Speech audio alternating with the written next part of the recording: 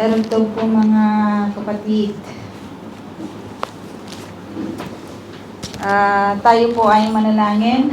Amang banal na makapangyarihan po sa lahat. Salamat Panginoon sa gabi po na ito. Salamat sa pagkakataon na kami po ay tinipon ninyo, Ama, sa bahay panambahan na ito, Diyos, upang magpuri sa iyo, Panginoon, makinig ng inyong pong mga salita, magbigay, Panginoon, ng mga dapat naming ibigay para po sa kaluwalhatian ninyo, O Diyos. Maraming salamat sa bawat buhay na narito, Panginoon, na pinili, O God, na maparito, O Diyos. Sambahin ang ngalan mo, itinataas namin ang inyong pong mga salita. Nawa, O Diyos, ang inyong pong banal na Espiritu ang siyang kumilos sa buhay naming lahat sa gabing ito, Panginoon. Ano man po yung nais ninyong iparating, Panginoon, nawa magtagumpay sa gabing ito, Panginoon. In Jesus' name we pray, Amen. Tayo po ay magpapatuloy, mga kapatid, sa atin pong pag-aaral sa libro po ng Matthew. At malapit na, di ba, yung kaganapan na kung saan ay ipapako ang ating Panginoong Jesucristo sa krus. At ang pag-aaralan natin sa gabing ito, mga kapatid, ay the Last Supper, yung paghuling hapunan ng ating Panginoong Jesucristo at ng kanyang mga alagad. Nakita po natin last time, di ba, yung ginawa ng isang babae dito sa ating Panginoong Jesucristo na binuhusan niya ng precious na pabango, na si Judas ay sinaway, di ba? Nang hinayang siya doon sa pabango na yon, bakit hindi na lang yon ibinenta at ipinagbili at ibigay, di ba, doon sa mga mahihirap. Pasok po kayo, mga kapatid. Ayan. Pasok kayo ni. Wow, naka-boundless love si Yoni. Ayan. So, nakita natin, di ba, yung mga kaganapan na iyon, na kung saan, pagkatapos nun, probably, kasi sinabi ng Lord, di ba, hiyaan nyo dahil ginagawa niya yon para sa burial, di ba, ng ating Panginoong Jesucristo. At si Judas, sa point na iyon, di ba, pumunta po siya doon sa, nakipagkita siya doon sa mga punong pare, at yung kanyang agreement sa mga punong pari na ito, kung ano yung maibibigay sa kanya. 'Di ba? Kung ipagkakanulo niya ang ating Panginoong Jesucristo, ano yung ibibigay ninyo sa akin? Sabi niya, kung ibibigay ko sa inyo, 'di ba? Ipagkakanulo ko sa inyo yung si Jesus, 'di ba? Kung para madakip si Jesus. At biniglian lang siya, 'di ba, ng magkano, 30 pirasong pilak, yung kabayaran ng betrayal, yung pagbibetray ni Judas sa ating Panginoong Jesucristo. At within 3 years, 'di ba, nakita natin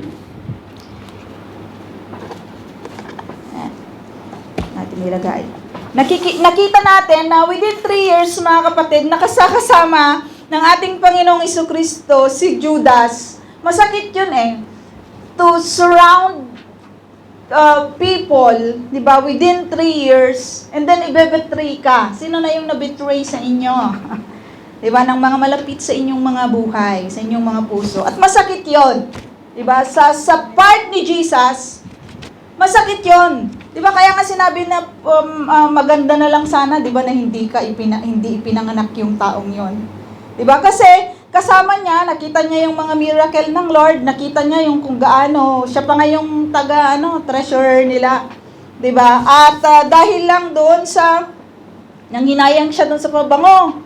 And then after that, di ba, pumunta na siya, nakipagkita doon sa mga punong pari para lang ipagkanulo ang ating Panginoong Jesucristo. At sa paghahanda, mga kapatid, sa pista ng Pasko, the Passover, malapit na tayo. Sa katapusan ng libro ng Matthew at doon sa kamatayan ng ating Panginoong Jesucristo. Dumating ang unang araw ng pista ng tinapay na walang pampaalsa, lumapit kay Jesus ang mga alagad at nagtanong, saan po ninyo nais na maghanda kami ng hapunang Pampasko? So, alam natin, hindi bago sa atin na mga caregiver sa Israel kung ano yung mga paghahanda pag Passover. Di po ba? Ay naglilinis, binabaliktad ang buong bahay, di ba? Nakaseparate ang mga kung ano-ano pang mga kapaguran, di ba? Sa araw ng Passover. At maghahanda sila, magtitipon sila. Sumagot si Jesus, puntahan ninyo ang lungsod, ang isang tao at sabihin ninyo sa kanya, ipinapasabi po ng guro na sumapit na ang kanyang oras. Siya at ang mga alagad niya'y sa bahay ninyo kakain ng hapunang Pampaskwa. Sinunod ng mga alagad ang utos ni Jesus at dooy inihanda nga nila ang hapunang Pampaskwa. So, it's aligned. Everything nakahanda doon sa bahay na yon, doon talaga itatalaga, di ba? Yung last supper. Supper. Last supper ng atin pong Panginoong Hesukristo at ng kanyang mga disipulo. Hindi nalalaman ng mga disciples na ito na yun na yung last. Nakakasamahin nila ang ating Panginoong Hesukristo dahil tatalikuran nila siya. Di ba? After the last supper, mga kapatid, tatalikod ng mga alagad sa kanya. Walang matitira sa side ng Panginoon. Kung titignan natin how Jesus treasure niya yung last supper na ito, nakapiling niya yung kanya pong mga alagad. Di ba? Masarap yon, di ba, na tignan natin. Kung tayo na mga magkakapatid, di ba, napaka-lungkot. Di ba? Na yung last na tayong magkakasama, may magpapaalam na huli na natin siyang makikita, di ba? Nalulungkot tayo na aalis siya or aalis sila, 'di ba? Iiyak na naman ata si Ate Tess. Ayan, 'di ba? Kasi nakakalungkot, 'di ba? Kasi may mga years na tayo po ay magkakasama. And you cannot compare that, 'di ba? Hindi 'yan makukumparahan ng pagkain, 'di ba? Hindi 'yan maikukumparahan ng pera. Diba? Yung ating samahan, diba? Yung pagkikita, pagyayakapan, pagkukumustahan, hindi yun mababayaran ng kahit na anuman na kayamanan. So, yung last na pagsasama ng disciple at ng ating Panginoong Hesukristo, ito yung huli, di ba, na pagsasama at naka-prepared. All is prepared. Mga kapatid, all is prepared at nag-obey. Sino yung disciple na yon? Yung dalawa, si Peter at saka si John, di ba? Yung nagpunta doon, tinignan yung bahay, sinundan yung tao na yon, at naka-prepare na talaga yung place po na kung saan sila doon yung the last supper. Nang gabing iyon, binigyan ko ng title yung ating ako nagbigay ng title. ang binigay kong title sa gabing ito, mga kapatid, as I study the book of Matthew in chapter 26, Remembering Him. So, nang gabi ngayon, dumulog sa hapag si Jesus, kasama ang 12. Sinabi ni Jesus, habang sila'y kumakain, tinitiyak ko sa inyo, ako'y ipagkakanulo ng isa sa inyo. So that time, mga kapatid, humarap sila sa hapag. Sinabi ni Jesus, there is one thing, alam ng Lord na nakipagkita na si Judas dito sa mga punong pare, and He give chance to this man. Na sinabi niya, tinitiyak ko na may isa sa inyo na magkakanulo sa akin. God knows, Jesus knows. Diba? Yung gagawin po ni Judas, and He give this chance to this man. Para sabihin, Lord, I'm so sorry. Diba? Sorry, Lord, kasi talagang napahiya kasi ako kasi nasayangan talaga ako doon sa pabango. It's so precious na ininalo lang binuhos lang sa iyo. Kung ibebenta natin yan, Lord, it is worth para sa mga mahihirap at makakatulong pa tayo. Diba? Nasaktan siya, probably. Kasi sinabi ng Lord, hayaan niyo siya. Sabi ng Lord binanggit ni Jesus, 'di ba, sa kanyang mga disciple, and even to Judas, kasi according to the book of John or Mark, binanggit si Judas na bakit hindi na lang sa pinagbili, Yan kasi ang sabi ni Judas. At makikita niyo mga kapatid that even doon sa tao na magkakanulo sa kanya, he give chance. 'Di ba? Binigyan niya ng chance si Judas sa pagsasabi niya na tinitiyak ko sa inyo. Ako'y ipagkakanulo ng isa sa inyo. Alam niyo yung pakiramdam ng mga alagad, nanlumo. They're so sad. Kasi sa time na yan, 3 taon na magkakasama sila and there is one person among them na magkakanulo kay Kristo, and Jesus give chance to this man. Diba? Hindi pa rin nawawala yung grace ng Lord. Kasi mahal niya si Judas. Si Judas lang ang hindi mahal ang Lord. Diba? Iniibig niya si Judas. Hindi natin sasabihin na nakadestined na si Judas na talagang No, mga kapatid, mahal niya si Judas. He wanted to save Judas, but Judas decided na piliin, 'di ba? Yung sa tingin niya winning side yung mga punong pare, dahil mawawala na si Kristo. Diba? Sa tingin niya talo na si Jesus. Pero according to the plan of the Father, ganun yung mangyayari. Pero kung nanatili si Judas, 'di ba, na natapat sa Panginoon, yun pa rin yung will ng Lord. Mamamatay pa rin ang Lord, maipapako pa rin siya sa cross, pero hindi sana nagamit yung buhay, 'di ba, ni Judas. Nakasama, yun yung napakasakit mga kapatid. Na nalalaman ni Judas ang kabutihan ng Diyos. Nalalaman ni Judas na kasama niya ng 3 years. Kasama niyang natulog, kasama niyang kumain, kasama niyang nagbiyahe, kasama niyang naglalakad. 'Di ba? And in the end, ipagkakanulo lang niya ang ating Panginoong Hesukristo. And the love of God to this man. Even in the last time, sa gabi na yun na yung last night, sinabi niya, tinitiyak ko sa inyo, pagkakanulo ako ng isa sa inyo. At manlumo yung mga alagad. That is normal. Di ba? Na talagang maramdaman ng mga alagad dahil isa sa kanila ay magkakanulo sa Diyos, sa ating Panginoong Hesukristo. At isang nagtanong sa kanya, hindi ako yun. Di po ba, Panginoon? So they are justifying themselves. Lord, hindi ako yon. Hindi ako yun, Lord. Hindi ako yun, sabi naman nung isa. Even Judas, ako po ba yun, Lord? But the heart of Judas already, di ba? Kasi at that point, nung pumasok si Satanas, dire-diretso na yun. Sinakop na ni Satanas yung kanya pong buhay. But then, by then, mga kapatid, Jesus is giving him a chance to repent. If you read this, Jesus is so wonderful and gracious enough to give Judas a chance to repent. Pero pinili niya, 'di ba? Yung maling daan. So nanlumo po sila. Hindi ako yun, Lord. Sumagot si Jesus.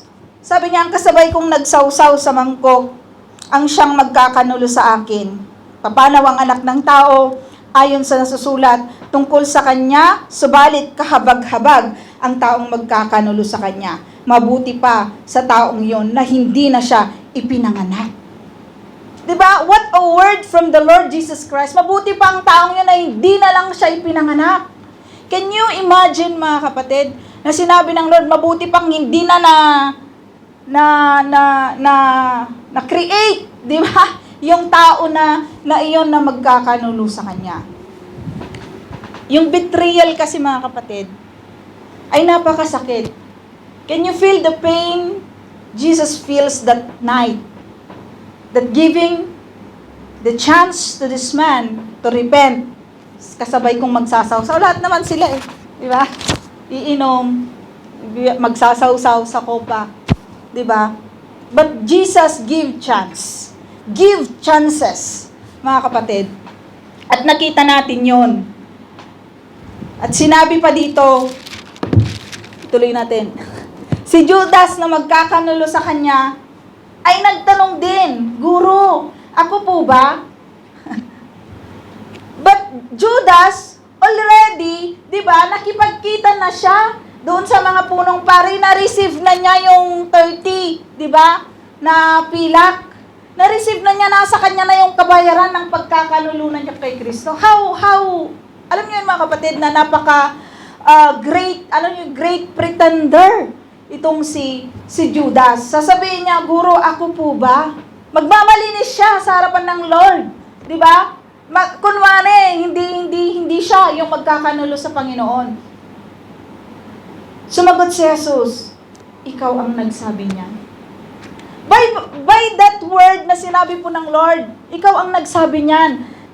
Ilang beses mga kapatid na titignan natin na binibigyan siya ng Lord ng chance na mag-repent. Di ba napakasayang kasi yung 3 years, di ba na kasama nila ang Panginoong Jesucristo. Kasama nila yung Diyos. At sasayangin lang niya, di ba? Sa halagang 30 shekel, 30 pilak. 30 silver. Di ba? Sasayangin lang niya yon. Ikaw na ang nagsabi niyan. Sa punto na yon, hindi man lang si Judas, di ba, ay nag-isip na binibigyan siya, di ba, ng pagkakataon na lumapit, humingi ng tawad, di ba? Kasi ang Diyos naman, pag humingi, lumalapit ka, di ka naman pagtatabuyan yan eh. Ilang kwento na ba, di ba, yung napag-aralan po natin, na lahat ng lumalapit sa Kanya, wala siyang sinabi, umalis ka. Ano yung pinapaalis ng Lord? Yung mga evil spirit. Di ba? Yun yung mga pinapaalis na yung tao ay hindi. Kapag lumalapit po sila sa Panginoon. Kapag lumalapit sila kay Jesus, hindi po niya ipinagtataboy. Di ba? Kino-commend pa nga ng Lord yung mga faith nila. Di ba? Kasi yung laylayan lang, mawakan ka lang yung laylayan. Napakalaki ng iyong pananampalataya. Di ba? At nakita natin, mga kapatid, yung mga bagay na to, in regards sa buhay po ni Judas. Huwag nating sasabihin na talagang yun na yung ni Judas. No. Jesus give chance to this man to repent sa kanya pong gagawin sa ating Panginoong Jesucristo. Mabuti pang hindi ka na lang ipinanganak. Diba? Kasi, alam niyo yan, kung iisipin ko yung sabay silang kakain, di ba? Kasalo nila ang Panginoon. And this is the last thing, the last night na magkakasalo po sila nakakain. At ang banal na hapunan, habang sila'y kumakain, dumampot si Jesus ng tinapay. Ito po ay ginagawa natin once a month. Sa mga Catholic ata everyday, twice a day, thrice a day. Ano, Sarah? Pero hindi sila umiinom, di ba? Si Father lang nila yung umiinom. Ha? O every simba. O kung ang simba ay 5 beses, 5 beses din. Tayo monthly yung atin pong ginagawa. Habang sila'y kumakain, dumampot si Jesus ng tinapay at matapos magpasalamat sa Diyos, ay pinaghati-hati niya iyon. Ibinigay sa mga alagad at sinabi, kunin ninyo ito at kainin. Ito ang aking katawan. Lagi-lagi natin tong naririnig. Every communion. Diba? Nandito si Pastora, binabahagi sa atin. At iyong banal na hapunan, the Last Supper, mga kapatid, kumuha. Nagpasalamat sa Panginoon. Pinagpasalamat niya yung blessing na kanila pong pagsasalu-saluhan. At sinabi niya, kunin ninyo ito at kainin. Ito ang aking katawan. Mga kapatid, the bread, hindi yung kakainin natin yung katawan ng ating Panginoong Jesucristo. Hindi yan yung physical na, hindi ganun. Kundi, mga kapatid, alalahanin natin, di ba yung ginawa ng ating Panginoong Jesucristo? What did they do to Jesus? Mga kapatid, binit nila, sinampal, dinuraan, pinahiya. Hindi ko talaga humiliate. Pinahiya siya, dinuraan siya, linatigo siya. Ganun po yung ginawa ng Diyos. Supposed to be, the people are there, not Jesus.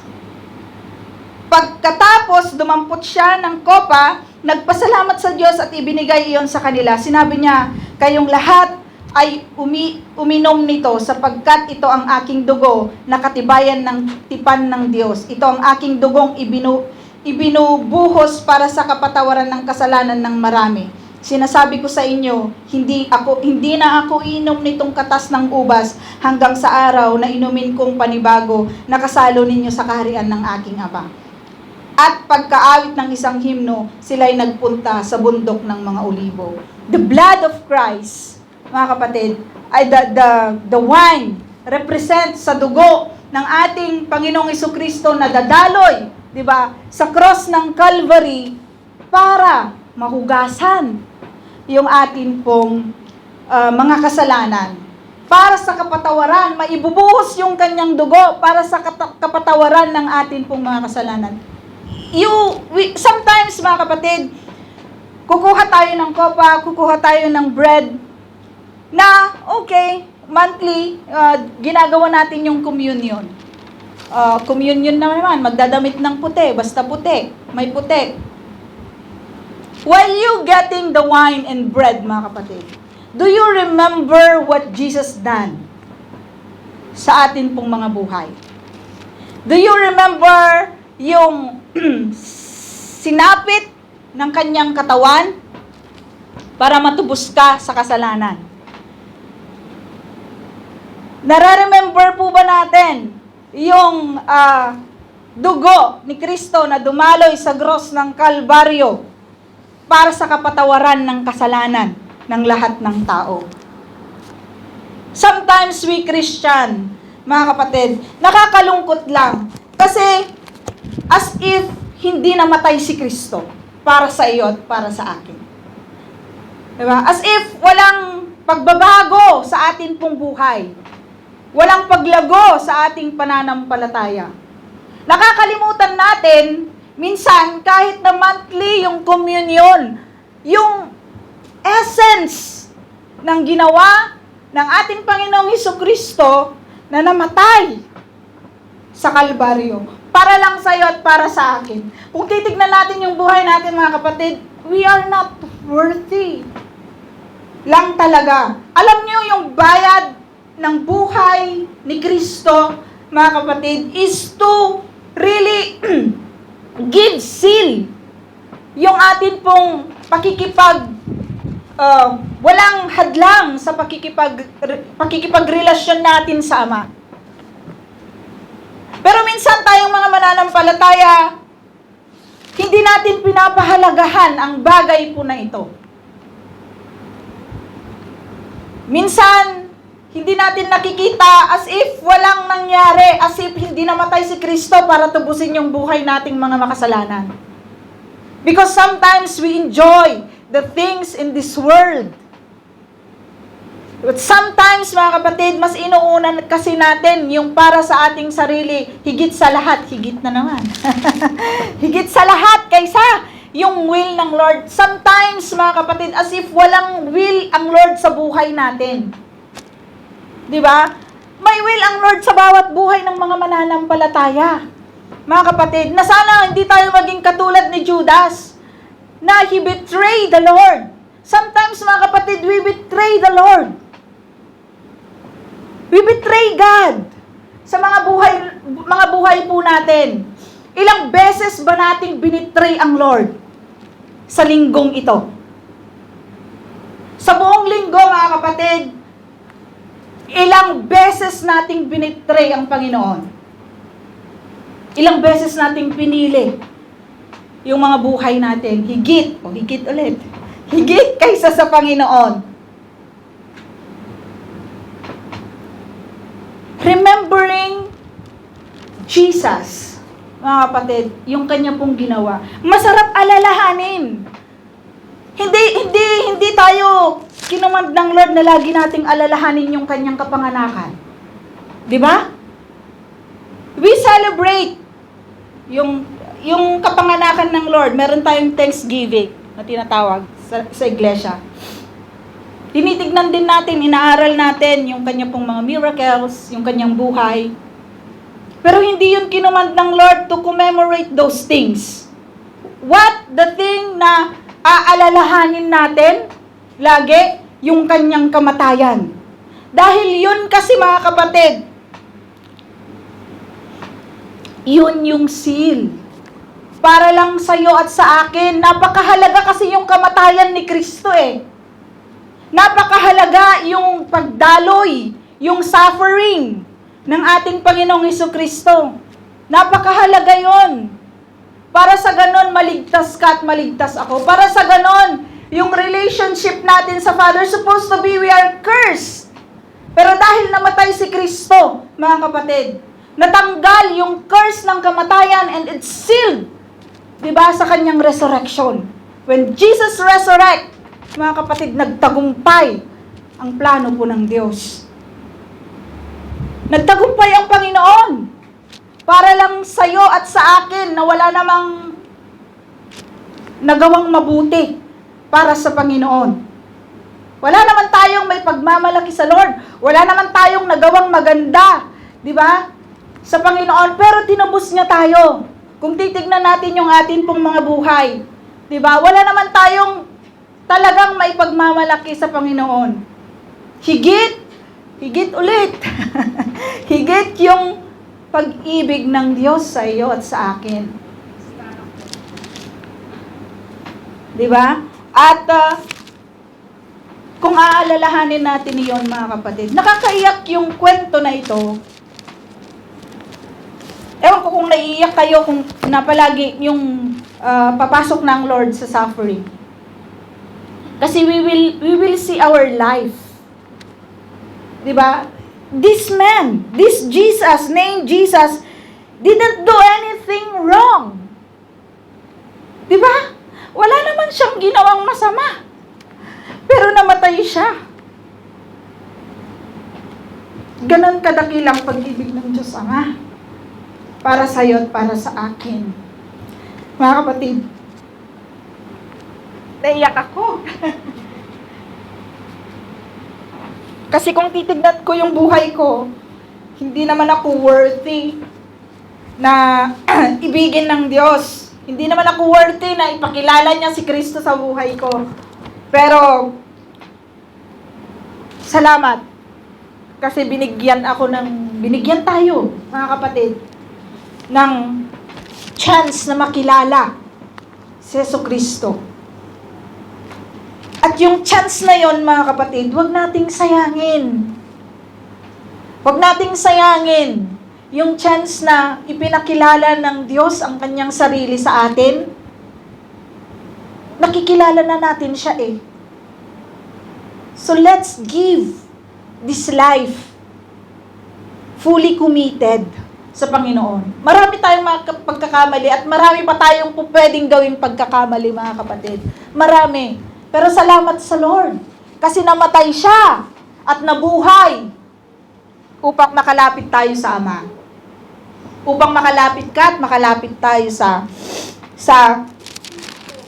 ating Ama na nasa langit. Dahil sinabi ng ating Panginoon, sinasabi ko sa inyo, hindi na ako iinom nitong katas ng ubas hanggang sa araw na inumin kong panibago na kasalo ninyo sa kaharian ng aking Ama. You see the assurance here, mga kapatid? You see the assurance na sabi niya, hindi na ako uling iinom nito. Iinom lang ako nito sa kaharian na ng Ama na kasama kayo.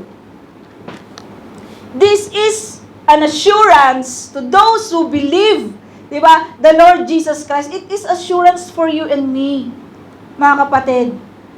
Na kay sarap kasalo, magiging kasalo, magkakasalo tayo sa kaharian ng Ama. Are you ready? Diba? Are you ready? Are you excited? Yung mga, minsan na-excite tayo sa mga bagay-bagay na marami sa mundo. Pero mas nakaka-excite, mga kapatid, yung sinabi ng Lord. na iinumin kong panibago. Panibago na kasalo ninyo sa kaharian ng aking Ama. Mas nakaka-excite yung assurance na binigay sa atin ng Lord kung tayo po ay mananatili sa Kanya. Kaya mga kapatid, remembering these things, remembering the last supper, remembering what Jesus done on the cross for you and me, remembering when we break the bread, when we eat the bread, when we drink the cup of wine, remembering Him, mga kapatid, ay napakahalaga.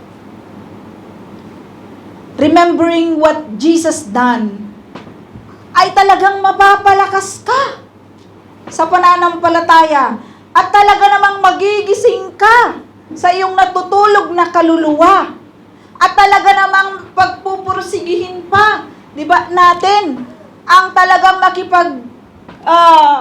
laban sa mga principalities of this world. Kasi ang dami-daming mga principalities of this world na hatakin tayo, 'di ba? Para lang hindi sumunod kay Kristo. Pero alam nyo, remembering Jesus, mga kapatid, yung kanya pong ginawa, lalakas lang talaga. Makikita lang talaga natin, the only thing that I can do is to really stay on the presence of God. Because we cannot do anything, mga kapatid. You cannot fight the principalities of this world na ikaw lang. Makakaya lang natin yan kung mananatili po tayo sa presensya ng Lord. Huwag po tayong lumayo, mga kapatid. Huwag po natin sakalang tayo lalapit sa Panginoon kung kailangan natin ng panalangin. Sakalang tayo lalapit sa Panginoon kung kailangan natin ng mga kung ano-anong mga bagay. 'Di ba? Sakalang tayo lalapit sa Panginoon kung ang saya-saya naman natin. 'Di ba? Saka naman tayo lalapit sa Panginoon kung punong-puno lang tayo ng mga karamdaman. 'Di ba? Karamdaman sa kahit na anong aspeto ng ating pong buhay. But always remember Him. Always remember Him who died on the cross, pour out His unblemished blood at the Calvary for you and me. Napakagandang munihin, napakagandang alalahanin ang mga bagay po na ito na ginawa ni Kristo. Mga kapatid, at pagkatapos nun, pagkaawit nila ng isang himno, Jesus sang, di ba? Ng isang himno. Sila'y nagpunta sa bundok ng mga Olibo. And after that, sinabi ni Jesus sa kanila, sa gabing ito, ako'y iiwan ninyong lahat. So, sinabi ng Lord sa gabing ito, ako'y iiwan ninyong lahat, gaya ng sinabi sa kasulatan, papatayin ko ang pastol at magkakawatak-watak ang mga tupa. Ngunit, pagkatapos na ako'y muling mabuhay, mauuna ako sa inyo sa Galilea. Sumagot si Pedro. So, ang Lord nag-prophesy na sa mangyayari sa kanya. Alam niya, pinophesy niya, nakita natin as we go on, di ba, yung mga popular, di ba, na story na nandoon si Jesus sa Galilea na ano mo yung lambat mo? Di ba, nakahuli sila ng maraming lambat, kumain, di ba, si Jesus? Ay, isda. Baliktad na yung isdang lambatak na huli. Baliktad na. So, yung hinagis nila yung lambat nila at nakahuli po silang maraming isda.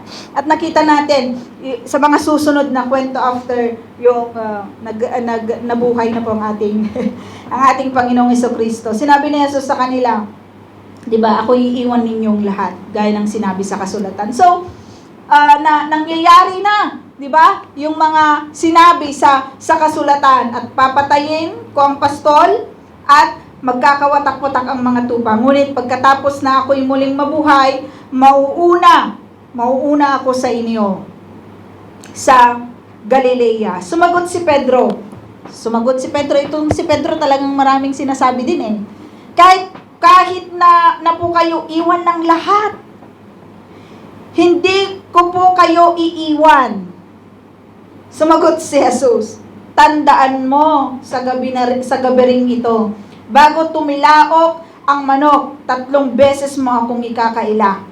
Ngunit sinabi ni Pedro, kahit na ako'y patayin kasama ninyo, hindi ko kayo ikakaila. Ganon din ang sinabi ng lahat ng alagad. Kahit patayin daw si Pedro, hindi siya ikakaila. Pero alam niyo mga kapatid, sa bugso ng damdamin ni Peter, di ba? Sa bugso ng kanya, hindi talagang, kasi si Peter din, ano ba yung sinasabi mo, Lord, na mamamatay ka? Ganon din si Peter, di ba? So ito na naman, sabi niya, kahit na patayin ako, hindi ko kayo ikakaila. Ilang beses na po ba nating sinabi sa ating Panginoon na, Lord, I will obey. Whatever happen. Lord, susunod po ako sa inyo. Whatever happen. Mga kapatid, ilang beses ka na bang nagsabi sa Lord yung mga ganong mga bagay? Si Peter, mga kapatid, nakita natin, di ba?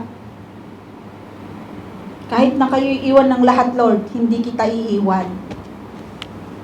Pero hindi pa natatapos yung gabi. Mga kapatid, 3 beses na niyang ipinagkaila ang ating Panginoong Jesucristo. Hindi pa tumitilaok yung manok, but good to Peter. Di ba? Kasi nag-repent siya. Narinig niya yung tilaok ng manok. Naalala niya yung sinabi ng ating Panginoong Jesucristo. And he cried. Nag-repent. At nagamit po yung buhay ni Peter in the kingdom of God. Mapapag-aralan natin sa ating mga susunod na mapapag-aralan. Si Peter, sa kanyang mga bugso ng damdamin, susunod ako sa iyo, Lord.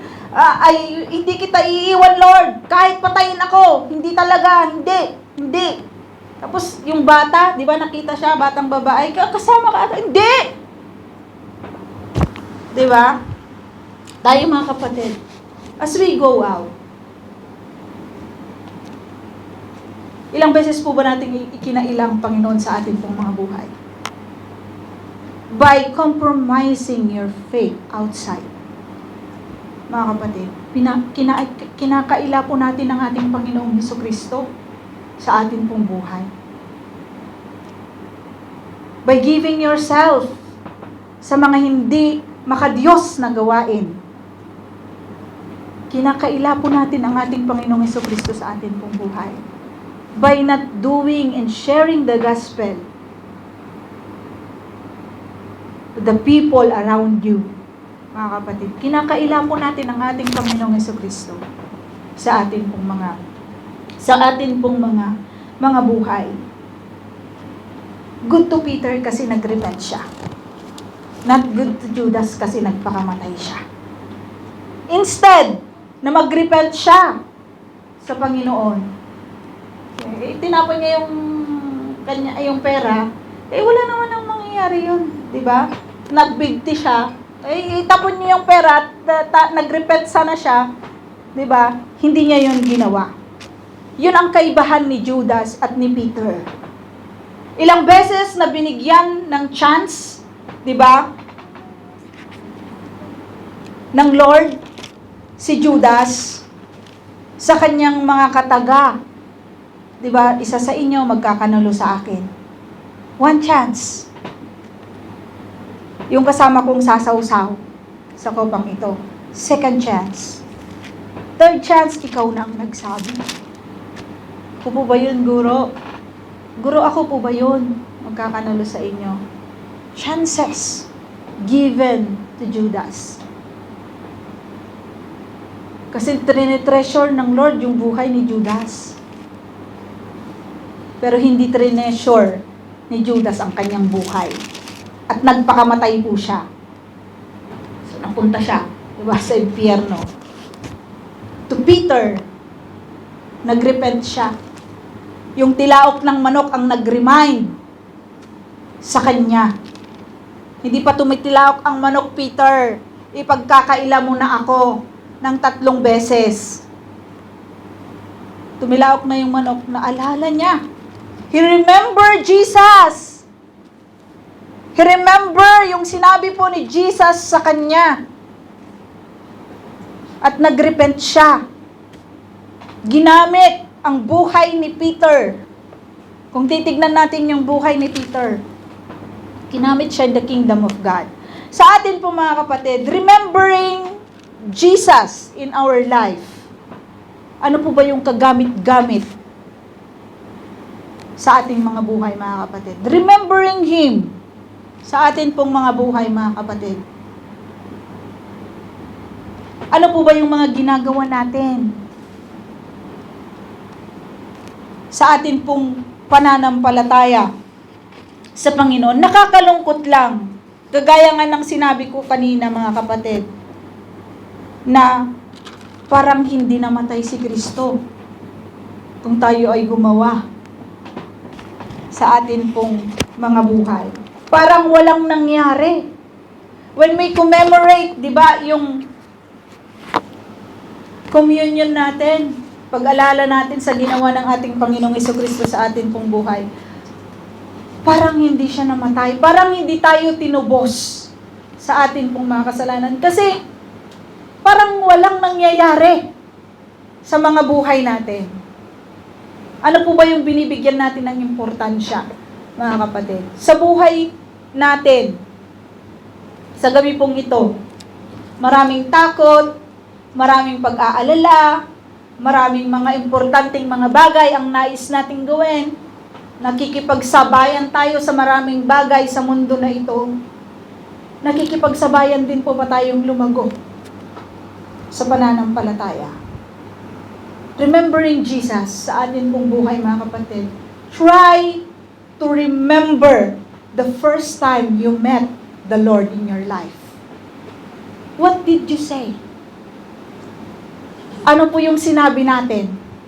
Yung first time na na-meet natin the name Jesus Christ sa atin pong buhay. Probably you are still a kid. Probably hindi ka pa, wala ka pang isip. Diba? Yung mga magulang mo, isinasabi na sa iyo yung word na Jesus. Pero yung nagkaisip ka na, yung tinanggap mo talaga ng totoo ang ating Panginoong Jesucristo, ano yung kataga na sinabi mo sa Kanya? Ano yung mga pangako natin na sinabi natin sa Panginoon? Mga kapatid, naalala nyo pa ba o nakalimutan nyo na? Natakpan na ng maraming mga bagay-bagay sa atin pong mga buhay. But I encourage you, mga kapatid, to always remember Him. To always remember what He hath done on the cross for you and me. Masarap alalahanin yun araw-araw. Kasi kung ikukumpara natin yung buhay natin, noon at ngayon, mga kapatid, noong hindi pa natin kilala si Kristo sa atin pong mga buhay, itry po ninyong alalahanin yung buhay ninyo ngayon at buhay ninyo ngayon. May pagbabago po ba o wala? Naku, wala. Naku, wala. Delikado pag wala. Ay, noon at ngayon, nung na-receive natin, di ba, ang ating Panginoong Jesucristo sa atin pong mga buhay. Itry po ninyong alalahanin nung hindi pa binago ng Diyos ang buhay natin. At itry ninyong alalahanin yung buhay ngayon. Ano ba, di ba, yung halaga ng buhay na ito? Ano ba yung mga dapat din nating gawin para sa Panginoon? Napakalaking bagay yung ginawa ng Diyos sa atin. Para lang yung curse ng kamatayan ay mawala. Supposed to be sa atin yun eh. Tayo yun eh. Because the wages of sin is death. Mga kapatid, yun yung para sa atin, yun yung destiny ng tao. Pero binago yun ng Lord sa pagkamatay ni Kristo at siniled yun sa kanya pong muling pagkabuhay. Remembering Him, mga kapatid, mapapalakas nawa yung ating pananampalataya. Mapapalakas nawa, di ba, yung ating paglakad bilang mga mananampalataya at sumusunod kay Kristo. Makita nawa sa atin pong mga buhay na hindi natin sasabihin na alam naman ng Diyos yung puso ko. Nauunawaan naman ng Diyos yung buhay ko. Nakikita naman niya na nahihirapan ako na hindi ko kayang gumawa para sa Kanya. Mga kapatid, those are excuses. And Jesus never excused Himself when He died on the cross. Kahit na masakit sa Kanya, di ba? Sabi niya, Ama, kung po pwede lang sana. Di ba? Nailihis mo sa wag itong kopa na ito. Pero your will be done. Sa atin mga kapatid, konting bagay lang na sa ating harapan. Lord, ayoko na. Minsan ganun tayo. Ayoko na, Lord. Ayoko na talaga. Pero ang pag-alala sa ating Panginoong Jesucristo, mga kapatid, sa Kanyang ginawa, God is always giving us a chance. Hindi yun nawawala sa atin. Sa araw-araw na binibigyan tayo ng buhay ng ating Panginoong Jesucristo, those are chances, mga kapatid, na tayo po ay magbigay, di ba, ng ating sarili sa Panginoon. Hindi pa kinukuha ng Lord yung buhay natin. Chances yon para mag-serve sa atin pong Panginoong Jesucristo para sa Kanyang kingdom. Nawa yung buhay na ito, na-realize ko this week ng buhay ko, mga kapatid, na ano ba yung kalakasan na meron ako? Ano ba yung nasa akin? 'Di ba? It is for myself only or for the glory of God? Do you even realize, mga kapatid, na sa lahat ng ating gagawin, yung pagtatrabaho ko bang ito, is it give glory to the Lord? Yung sinasabi ko bang ito, yung pakikipag-usap ko ba sa taong ito, is it giving glory to the Lord? Yung panonood ko ba sa bagay na ito, is it giving glory sa Panginoon? Yung ginagawa ko ba na aligaga ako sa mga ginagawa ko, is it giving glory to the Lord? It is worth it, my time. Di ba? Para sa glory ng Lord. Sometimes kasi, mga kapatid, most of the time sa atin pong buhay, na ang dami nating nagawa na para sa ating mga sarili. Pero hindi tayo gumagawa na para sa Panginoon. Hindi natin pinaglalaban minsan, especially sa atin, marami sa atin, na ayaw lang talagang manatili sa Panginoon.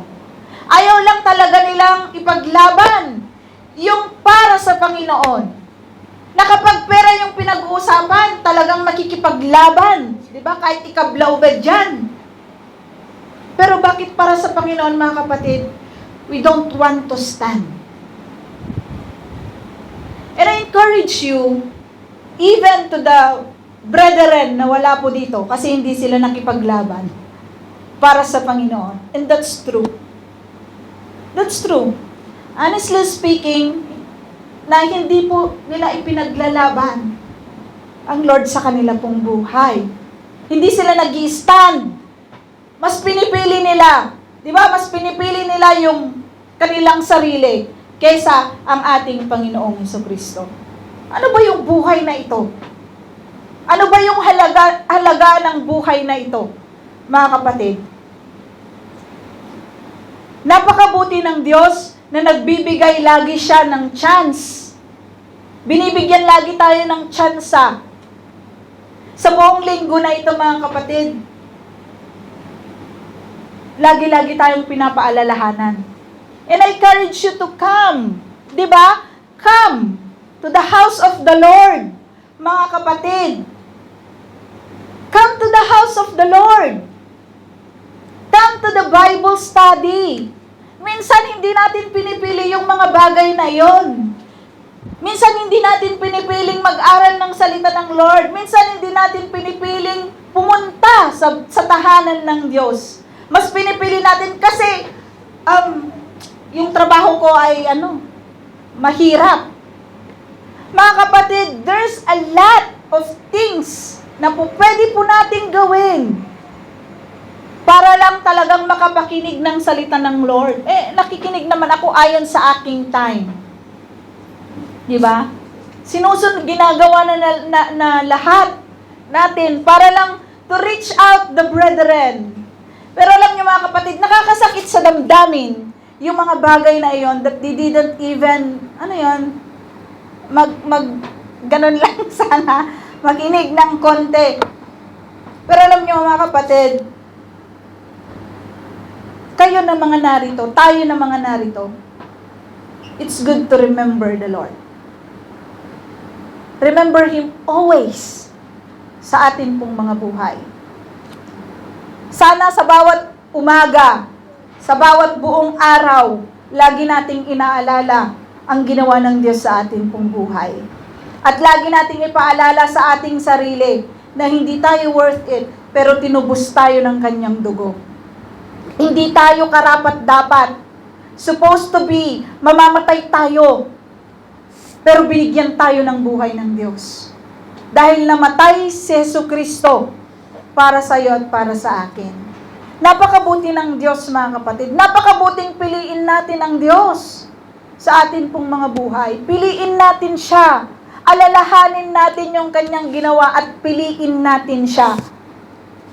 Si Pedro ang sabi niya, kahit iwan ka ng lahat, hindi kita iiwan. Kahit mamatay ako, kahit patayin ako, hindi kita iiwan. Tayo mga kapatid, walang nagsasabi ng gano'n na papatayin kita. Kung susunod ka kay Kristo, magra-rapture na. Di ba? Magra-rapture na mga kapatid. Mag-i-end na. Di ba? Nasa end na tayo ng katapusan. Malapit na yung tribulation na sinasabi natin mga kapatid. Yung rapture is around the corner, mga kapatid. Paalala sa atin, sa gabing ito, maging tapat tayo sa Panginoon. Kaya pag anytime na darating po ang rapture, isa ka, isa ako, na makikipag-isa kay Kristo sa kalangitan. Nakakalungkot kasi mga kapatid, that one of us will not survive. One of us will gonna see, di ba? Kung hindi ka man kasali sa tribulation, kapatid, papaano ka na lang? Kung kasali ka man sa tribulation, papaano ka na lang? Di ba? Sa payat na yan ni Ate Cynthia, makakatakbo kaya siya kapag drone ang hahabol sa kanya? Can you imagine the tribulation, mga kapatid? Sa laki ng katawan kong ito, makakalihis kaya ang katawan na ito sa mga bala? O kaya huhuliin ka kasi ito torture ka? Papaano na lang yung isa sa atin, mga kapatid, na kung hindi tayo magiging totoo sa Panginoon? Diba? Papaano na lang?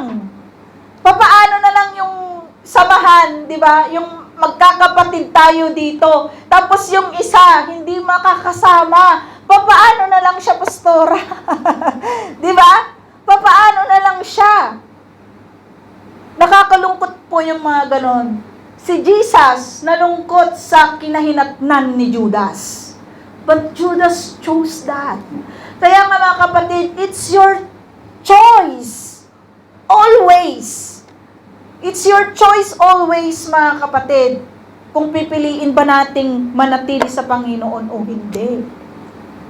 Darating na ang katapusan, pero hindi natin ginagawa yung nais ng Diyos sa atin pong buhay. Darating na ang katapusan, pero katulad pa rin tayo ng 5 virgins na hindi handa sa kanyang ilawan. Kaya mga kapatid, sa gabing ito, I encourage you, really, encourage you mga kapatid sa salita po ng Lord, na tayo po ay i-redeem yung lahat ng pagkakataon sa atin pong buhay na ibigay para sa Panginoon. It might give you pain. It might give you mockings around you. It might give you tiredness, mga kapatid. Those are sacrifices para mag-gain natin yung sinasabi ng Lord na makikipag-isa tayo sa Kanya at kasama natin siyang sasalo at iinom ng sinasabi niyang kopa. I'm so excited sa mangyayari na ganon. Sana ma-excite tayo Sana yun yung ma-feel natin na excitement sa atin pong buhay. Hindi yung mga ephemeral things na nangyayari sa mundong ito. Hindi yung pagbabago ng teknolohiya. Hindi yung mga bagay-bagay, di ba, na nakapagpapasaya temporarily sa atin pong mga buhay. Kundi ang makakapag-excite sana sa atin, malapit ng katapusan, malapit na ang rapture. Ihahanda ko ang aking sarili para ma-meet ko ang Lord sa kalangitan. Para makikipagsalo ako sa aking Panginoong Jesucristo sa kaharian ng Ama. Doon sana yung goal ng bawat isa po sa atin, mga kapatid. At tayong lahat na narito, probably yung mga kapatid na wala dito, nawa, di ba, ay magising sila sa katotohanan ng salita ng Lord to remember what Jesus done on the cross for them to realize. Diba? For them to realize, to redeem the time because the time is near. Hindi nyo ba napapansin? Mga kapatid, wars is all over the world. Maraming mga hini-hate ang mga Christians. Pini-persecute ang mga Jews. The time is near.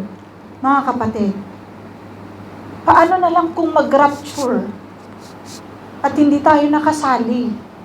Paano na lang tayo, mga kapatid? Ang hirap-hirap pumasok sa tribulation. Mga kapatid, ang hirap-hirap, itataya mo yung buhay mo. Sabi ko nga kay Ethel, bahala ka. Magra-rapture na. Diba? Hindi ka pa pumupunta sa church. Bahala ka, mapupunta ka sa impyerno. Kasi kung papasok ka sa tribulation, at hindi mo kayang walang pera, aba, impyerno ka. Sister. Ganun lang naman ang response sa akin ni Ethel. Wala si Ethel ngayon sabi niya pupunta siya. Sabi niya pupunta si Ethel pero hindi siya pumunta. Pero it is a reminder to really redeem the time, to remember what Jesus done sa atin pong mga buhay. Kasi malapit ng katapusan. At napakasarap tayo nga dito, masarap makapiling ang mga kapatid. Diba? Umalis tayo sa trabaho. Ewan ko kung sinong excited sa inyong magsimba. Pero ako, excited akong makita kayong lahat. Diba masarap kasi yung tayo kakain, tayo magpupuri sa Panginoon, tayo ay magsasama-sama, magkukwentuhan. How much more, mga kapatid, kung wala na tayong mga inaalalang mga amo. Diba? How much more kung nakakonsentrate na lang tayo sa kingdom ng Lord. Nakakonsentrate na lang tayo doon sa kaharian ng Lord. Nakapiling natin ang Panginoong Jesucristo. Are you excited, mga kapatid? Excited ba tayo o hindi? Kung hindi tayo excited, mag-excite ka na. Kasi baka may na-excited ka sa ibang bagay. Ma-excite tayo, mga kapatid, doon sa pinangako po ng ating Panginoong Jesucristo. Gawin natin yung para po sa Lord. Ginawa ng Lord yung bahagi niya para sa mga tao. Ginawa na niya, tapos na siya. Tayo, mga kapatid na nandito, tapusin natin ang ating lakarin tulad ni Paul. Tapusin natin yung ating journey. Habang tayo naghihintay sa Panginoon, ibigay po natin yung buhay natin ng totoo, nang walang pagbabalat kayo sa Panginoon. Ikaw lang naman ang nakakaalam at ang Lord yung talagang lakad mo sa pananampalataya. We can see each other, di ba? We can know the problems of each other kung tayo po ay nag-share. Pero ang Lord yung mas nakakaalam, yung laman ng puso po natin. Yung level ng atin pong pananampalataya, yung level ng pakikipagniig natin sa Panginoon. Kasi it is between you and the Lord. Pero alam niyo, mga kapatid, nakikita sa buhay natin, it speak clearly, mga kapatid, sa atin pong buhay, kung ano yung laman ng atin pong puso. Ano ba yung laman ng ating mga puso, mga kapatid? Si Kristo ba o may iba? Kasi kung iba yung laman ng puso natin, hindi mag-i-speak, hindi makikita si Kristo sa ating pong buhay. At nawa sa pag-alala sa ginawa ng ating Panginoong Jesucristo sa atin pong buhay, ma-encourage tayo na maging mabuti at tapat sa Diyos na ito. Dahil mabuti siya. Dahil nagbibigay siya ng chance. Dahil siya yung Diyos na tinanggal yung curse ng kamatayan para po sa atin. At ibinigay yung buhay niya, mga kapatid, para po sa atin. Nawa, ma-encourage tayo na magpatuloy. Nawa, patuloy lang tayo. Patuloy lang hanggang dumating yung rapture, mga kapatid, at magkita-kita tayo sa heaven. May uuwi, may aalis. Nawa, magkita-kita tayo. Di ba? Sa kalangitan. Hindi man tayo magkita kung saan kayo mapupunta. Nawa, di ba? Sa kingdom ng Lord, sa kaharian ng Ama, makikita pa rin natin ang isa't isa bilang mga magkakapatid sa pananampalataya. Let us pray. Heavenly Father, we thank you so much, O God. Thank you so much, Lord, what you've done on the cross. Thank you so much, Lord, na tinanggal mo yung curse ng kamatayan, Panginoon. Hinugasan ang amin pong mga kasalanan ng buong sanlibutan. Salamat sa pagkakataon, Panginoon, na patuloy mong ini-encourage ang bawat isa po sa amin na magpatuloy, na piliin ka, na manatili, Panginoon, sa inyo pong presensya. Lord, patnubayan mo ang bawat isa po sa amin, O God, na hindi ma-discourage sa bawat nangyayari sa mundo, sa bawat nangyayari sa aming mga paligid. But God, to remember you always, O God, upang sa ganun ma-encourage kami na magpatuloy because God, you give us assurance, Panginoon, na tayo po ay magkikita-kita, magkakasalo sa kaharian ng Ama. Maraming salamat, Panginoon, sa mga pangako po na ito na panghahawakan ng bawat isa po sa amin upang sa ganun, O God, magpatuloy ang bawat isa po sa amin at tunay, Panginoon, na maglingkod, tunay na ibigay ang amin pong mga buhay. We are so sorry, God, that sometimes, O Lord, ay hindi namin ibinibigay ang tunay na pagsamba, tunay na pagbigay ng aming mga sarili para po sa kapurihan ng inyo pong pangalan. O God, tulungan niyo po kami na magawa ang nais po ninyo habang kami narito sa lupa at naghihintay sa inyo pong muling pagdating. Maraming salamat. Bless us, O God, as we continue serving you, O Lord, sa amin pong mga buhay bilang mga mananampalataya. We offer everything to you, Father, and we give you thanks, God, sa gabi pong ito, sa patuloy na pagpapaalala. Maraming salamat, Banal na Espiritu, na patuloy na sumasama po sa amin. Heavenly Father, yours is the glory. In Jesus' name, Amen.